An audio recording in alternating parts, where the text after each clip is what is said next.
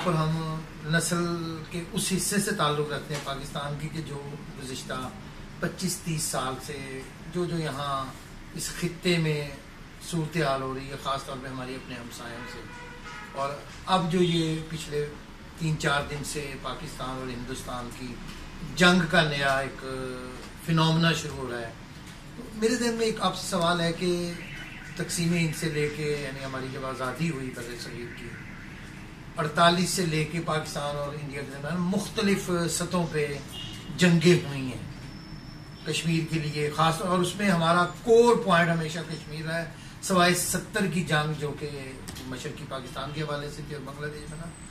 تو اس میں جو اب تک میرے جیسے طالب علم کو اس میں کوئی اصولی جنگ، اب ایسے تو جنگ ہوتی ہے اصولی نہیں، لیکن یہ تو کوئی اصولی جنگ نظر ہی نہیں آتی. یہ دونوں طرف کے کچھ سیاسی جغادریوں کی مہم جوئیاں نظر آتی ہیں، اور اس کے پیچھے اور مختلف ادارے اور افراد بھی ہوتے ہیں. تو آپ کیا سمجھتے ہیں کہ یہ جو نیا فنومنا ہر دو طرف سے اٹھایا جا رہا ہے، تو یہ کیا اثرات ہمارے سماجی اور ریجنل اور اس کے اقتصادی تو سب کو پتہ ہے، میں سماجی حوالے سے سوچوں اور علاقائی حوالے سے کیا اس کے؟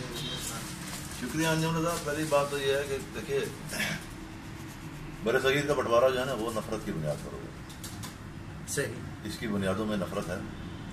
محبت کی کونپلیں کبھی کسی نے لگانے کی کوشش نہیں کی. محبت کی کھیتی کسی نے کاشت نہیں کی. نفرت کی کھیتی بٹوارے سے پہلے کاشت ہوتی رہی.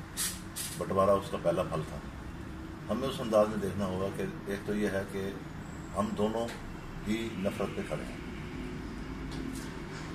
اچھا، اس میں ایک جو دلچسپ پہلو ہے وہ یہ ہے کہ پاکستان جو آج پاکستان ہے، پرانا انڈس ویلی، اس کی جو مقامی آبادیاں ہیں، دلچسپ صحیح کہ یہ ہے کہ مقامی آبادیوں کا آج بھی ہندوستان سے کوئی تنازع نہیں ہے.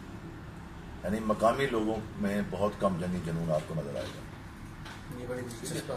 جو پنجابی مہاجر ہیں یا اردو اسپیکنگ مہاجر ہیں، وہ ایک خاص نفرت سے گزر کر آئے ہیں، بالخصوص پنجابی مہاجر. اردو بولنے والے مہاجرین کو وہ ظلم تشدد بٹوارے کے دوران برداشت نہیں کرنا پڑا جو پنجابی مہاجرین نے کیا. لہذا ان کی ایک خاص سائیکی ہے. اس خاص سائیکی کے تناظر میں وہ ہندوستان کو دیکھتے ہیں. ان کے پاس نفرت ہی نفرت ہے. اور میں اس نفرت کو اس لیے بھی غلط نہیں سمجھتا کہ جس خاندان کے 3 سے 15 آدمی جو ہیں وہ بٹوارے کے راستے میں مارے گئے، وہ نسل در نسل یہی مذہب پہ بتاتے ہیں کہ تمہارے دادا کے ساتھ یہ ہوا، تمہارے باپ کے پھپھا کے ساتھ یہ ہوا، امی کے خالو کے ساتھ یہ ہوا. تو یہ داستانیں جب نسل در نسل چلتی ہیں تو محبت کی بجائے نفرت پروان چلتی ہے. ایک بات ہے. دوسری بات یہ ہے کہ میں آپ سے اس بات پر اتفاق نہیں کرتا کہ یہ کوئی سیاسی جگادیوں کا معاملہ ہے. سیاستدانوں نے ہمیشہ مذاکرات کیے ہیں. بنیادی طور پر یہ اسٹیبلشمنٹ کا معاملہ ہے، اور وہ بھی ملٹری اسٹیبلشمنٹ کا. ہر دو طرف ہے. صحیح. ہر دو طرف ہے. اور اس میں میں قطعاً یہ نہیں کہتا کہ ہماری اسٹیبلشمنٹ کا قصور کم ہے اور ان کی اسٹیبلشمنٹ کا قصور زیادہ ہے. معاملہ پھر وہی ہے، بات وہی ہے کہ چونکہ نفرت پہ کھڑے ہیں، وہ پاکستان کو مٹانا چاہتے ہیں. اس کے لیے ان کو کوئی نہ کوئی بہانا چاہیے. پاکستانی اسٹیبلشمنٹ کی کوشش ہوتی ہے کہ یہ ان کو اپنی ڈالے رکھیں، کسی نہ کسی مسئلے میں الجھائے رکھیں، تاکہ وہ جو ان کا طویل المدتی منصوبہ ہے پاکستان کو ختم کرنے کا، وہ اس پر عمل نہ کر سکے. یعنی پاکستانی اسٹیبلشمنٹ اپنا مزاحمتی رول ہے. ٹھیک ہے. اس مزاحمتی رول میں جاتیاں بھی ہو جاتی ہیں. تو وہ تو پھر دیکھیں پراکسی وار میں آپ یہ جنگ اور محبت میں پراکسی وار میں مطلب ہے کہ بانسری نہیں بجائی جا سکتی. جی. جو جنگیں ہوئی پاکستان اور بھارت کے درمیان، کڑوا سچ تو یہی ہے کہ وہ جنگیں جو ہیں 48 کی جنگ کے علاوہ، کشمیر والی کے علاوہ باقی جنگیں ہندوستان نے مسلط کی. لیکن اس میں بھی ایک کڑوا سچ ہے کہ 65 کی جنگ کا ذمہ دار پاکستان ہے. آپریشن جبرالٹر جو بنا اس کا ذمہ دار ہم لاکھ کہتے رہے کہ جی ہم نے تو وہ کشمیریوں کی آزادی کے لیے وہ سب کچھ کیا تھا. لیکن بہرحال ایک غلطی ہوئی. اس غلطی کے خمیازے میں 71 کی جنگ جو ہے بنیادی طور پر وہ بٹوارے کی نفرت کی کوکھ سے اس نے جنم لیا تھا کہ پاکستان کو مٹایا جائے. پاکستان تو خیر قائم ہے. میں ان لوگوں میں سے نہیں ہوں جو یہ کہتے ہیں کہ یہ کوئی اللہ کی نعمت ہے اور اس نے قیامت تک قائم رہنا ہے، کیونکہ قیامت تک قائم رہنا تھا تو پھر 71 میں نہ ٹوٹتا. انسان ہی جغرافیہ توڑتے ہیں، اللہ نے کبھی کوئی جغرافیہ نہیں توڑا. انسان جغرافیہ توڑتے ہیں، انسان نئے جغرافیہ تشکیل کرتے ہیں، اور پھر ان کی غلطیوں سے وہ نئی حدبندیاں ٹوٹتی ہیں. ہمیں بھی یہ دیکھنا چاہیے کہ ہم سے غلطیاں ہوئی ہمارے بزرگوں سے، جس کی وجہ سے پاکستان کا جغرافیہ ٹوٹ گیا.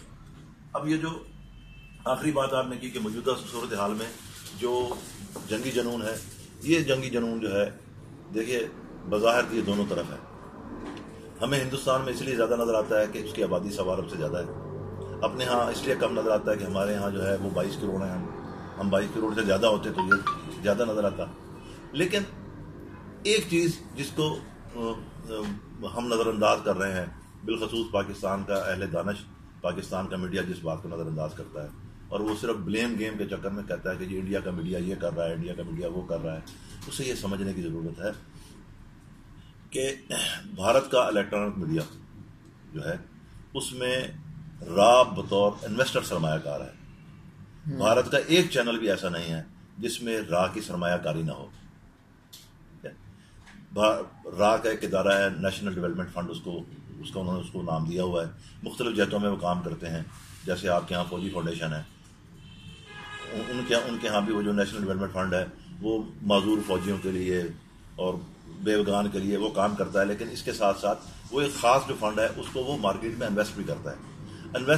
انہوں نے 70% جو ہے وہ میڈیا پر انویسٹ کیا ہے، میڈیا کے اداروں میں انویسٹمنٹ کی ہے انہوں نے.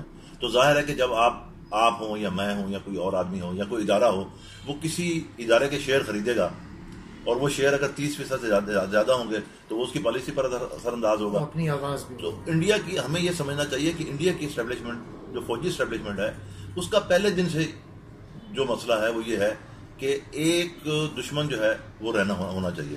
مثال کے طور پہ میں اکثر کہتا ہوں کہ بر صغیر کے جو مسلمان ہیں ان کو ہر وقت ایک کافر، ایک غدار اور ایک مشرک کی ضرورت رہتی ہے، اور اگر یہ نہ ہو تو ان کو رات کو نیند نہیں آتی. یہی معاملہ ہندوؤں کا ہے. اسی مٹی کا خمیر ہے نا ہم سارے، مذہب چاہے ہمارا مختلف ہو لیکن خمیر تبدیل نہیں ہوتا اور خمیر کے اثرات تبدیل نہیں ہوتے. میں نے آج سے 10 سال پہلے جب اس موضوع پر میں نے لکھا کہ را کے فلاں جو چینلز ہیں انڈیا کے ان میں یہ انویسٹمنٹ ہے، کسی میں 30% ہے، کسی میں 20% ہے، کسی میں 18% ہے، تو میرے بہت سارے پاکستانی صحافی دوستوں نے اور انڈیا کے دوستوں نے میرا مذاق اڑایا کہ وہ بیٹھا ہوا پشاور میں، اس وقت میں پشاور میں ہوتا تھا، وہ پشاور میں بیٹھا ہوا ایک اخبار نویس جو ہے اس نے ایک دو فتنی چھوڑ دی ہے. لیکن میں اس وقت بھی ان کو کہتا تھا کہ جو بات میں نے کی ہے میں اپنی بات پر قائم ہوں. آج بھی میں کہتا ہوں اور وقت نے ثابت کیا کہ دیکھیے الیکٹرانک میڈیا پاکستان میں بھی ہے. الیکٹرانک میڈیا پر پاکستان کے ریاستی جبر کے اثرات بھی ہیں، ہم اس سے انکار نہیں کر سکتے. لیکن آپ اگر صرف جبر اور چیز ہے، انویسٹمنٹ اور چیز ہے. جبر اور انویسٹمنٹ جب دونوں مل جاتے ہیں تو پھر رویہ اور ہو جاتا ہے. پاکستان میں ریاستی جبر ہے لیکن اس جبر کے باوجود بات کہنے کے انداز بھی موجود ہیں اور راستے بھی موجود ہیں. یہی وجہ ہے کہ حالیہ کشیدگی کے دوران پاکستانی میڈیا کا جو رویہ تھا وہ ایک ذمہ دارانہ رویہ تھا. آپ کہہ سکتے ہیں کہ وہ 60% غیر ذمہ دارانہ تھا اور 40% یہ تناسب ہمارے اپنے بحث کے لیے، لیکن عمومی طور پر پاکستانی میڈیا کا رویہ جو ہے وہ بڑا سلجھا ہوا تھا. انہوں نے جمہوریت کی بات کی، امن کی بات کی، اچھا جنگ سے اختلاف رائے رکھنے والے لوگوں کی بات بھی انہوں نے کی، ان کی بات سنائی بھی لوگوں کو. لیکن انڈیا میں یہ نہیں ہوا.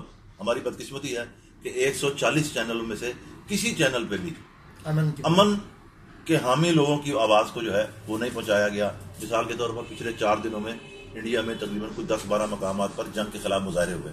ان مظاہروں کے انڈیا کے کسی چینل نے کوریج نہیں دی. لیکن اگر پاکستان میں جنگ کے خلاف لوگوں نے باتیں کی ہیں، یہ ایک سنگل آدمی بھی کہیں کھڑا ہوا ہے تو لوگوں نے کہا ہے کہ یہاں فلاں آدمی نے اس کا احتجاج کیا ہے.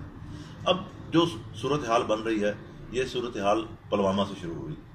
جی اچھا، پلوامہ اٹیک میں ہمارے بہت سارے دوست جو ہیں وہ تھوڑے سے جذباتی ہیں، اور جن دوستوں کو ہر حال میں ریاست کو گالی دینے کا شوق ہے، وہ ریاست کو گالی دینے کا شوق ہے، وہ مطلب ہے کہ کہتے ہیں کہ جی نہیں انڈیا کا موقف درست ہے.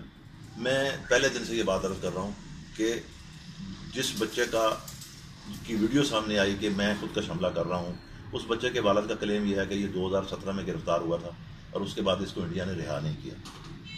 اس کے ساتھ کے 3 لڑکے رہا ہوئے اور وہ لڑکا رہا نہیں ہوا. تو پہلے پاکستانی اہل دانش کو اور ریاست کو گالی دینے والوں کو یہ بات سوچنی چاہیے تھی کہ جو بچہ 2017 سے اب تک رہا نہیں ہوا اس کے والد کے بقول، کیونکہ سب سے بڑا دعوے دار تو اس کا باپ ہوگا نا. نہ میں ہو سکتا ہوں، نہ جیش محمد ہو سکتی ہے، نہ کوئی اور ہو سکتا ہے. سب سے بڑا دعوے دار اس کا والد ہوگا. اس کا والد کہتا ہے رہا نہیں ہوا، تو اس کا مطلب ہے کہ وہ بچہ انڈین آرمی کی یا اداروں کی تحویل میں تھا اور وہاں جو بھی منصوبہ انہوں نے بنایا الیکشن جیتنے کے لیے وہ اس منصوبے کے تحت اس بچے نے کام کیا. اس کی جو ویڈیو ہے اگر اس کا سائنٹیفک تجزیہ کیا جائے تو صاف سمجھ میں آتا ہے کہ دنیا میں جتنے بھی خودکش فدائین کی آج تک ویڈیو سامنے آئی ہیں سب کے چہرے پر ایک تمازت ہوتی ہے، توانائی ہوتی ہے، ایک جذبہ ہوتا ہے جانے کا وہ جو شوق شہادت کہہ لیں، جو بھی کہہ لیں آپ اس کو، وہ موجود ہوتا ہے. لیکن اس بچے کے چہرے پر وہ چیزیں نہیں تھیں، بلکہ اس کی زبان اور اس کا چہرہ ایک دوسرے کا ساتھ نہیں دے رہے تھے. ایسا لگ رہا تھا جیسے سامنے لکھا ہوا سبق ہے اور وہ جلدی جلدی گھبرائے کے وہ پڑھ رہا ہے. ہمارے دوستوں نے اس کو نہیں سوچا. پھر انڈیا کے اندر سے ایک سوال اٹھا جس کو پاکستان کی میڈیا نے نظر انداز کیا. میں سمجھتا ہوں کہ ہمارے دوستوں نے بے وقوفی کا مظاہرہ کیا. سخت لفظ ہے لیکن بے وقوفی کا مظاہرہ کیا. انہیں چاہیے تھا وہ جو انڈیا کے اندر سے سوال اٹھا تھا اس سوال کو ہائی لائٹ کرتے کہ کیوں اس فوجیوں کی بس میں جو 65 آدمی سوار تھے، جن میں سے 45 کے قریب ہلاک ہوئے، وہ سارے کے سارے دلت کیوں تھے؟ ان میں اونچی ذات کا کوئی ایک سپاہی بھی نہیں تھا. یہاں تک کہ ان کے آگے جو صوبیدار میجر بیٹھا ہوا تھا انڈیا کا، جو اس کانوائے کی وہ لیڈ کر رہا تھا، یا اس کا انچارج تھا 50-55 افراد کا، وہ بھی دلت تھا. تو خود انڈیا کے اندر سے یہ سوال اٹھا کہ کیا یہ الیکشن جیتنے کے لیے کوئی ایسا بہانہ تو نہیں جس میں بڑی ذات کے برہمنوں نے چھوٹی ذات کے لوگوں کی قربانی دی اور ہندو توبہ کا نعرہ لگا دیا. ان ساری چیزوں کو نظر انداز کیا گیا. پاکستان دیکھیے، جنگ جو ہے، میں صبح بھی ایک جگہ عرض کر چکا کہ جنگ سے بچنے کی ہر ممکن کوشش جو ہے میرے نزدیک وہ شرف انسانی کی میراث ہے. لیکن اگر جنگ کا ڈھول گلے پڑ جائے تو پھر پسپائی اختیار نہیں کی جا سکتی. کوشش اس وقت بھی کرنی چاہیے کہ یہ ڈھول نہ بجنے پائے، لیکن جب ڈھول بجتا ہے تو آدمی رقص نہیں کرتے، موت رقص کرتی ہے. تو موت کا رقص سرحد کے ایک اور نہیں ہوگا، سرحد کے دونوں اور ہوگا. اور دونوں اور اگر موت کا رقص ہوگا تو بہت طوفان ایسا آئے گا جس میں بہت ساری چیزیں بہ جائیں گی. اور پھر آخری بات یہ ہے کہ جنگ روایتی ہتھیاروں تک محدود نہیں رہے گی. غیر روایتی ہتھیار اگر استعمال ہوئے تو خطے میں ایسی ہلاکت خیز تباہی ہوگی کہ اگلے 100 سال 200 سال دونوں ملک نہیں سنبھل پائیں گے. تو دونوں طرف کے لوگوں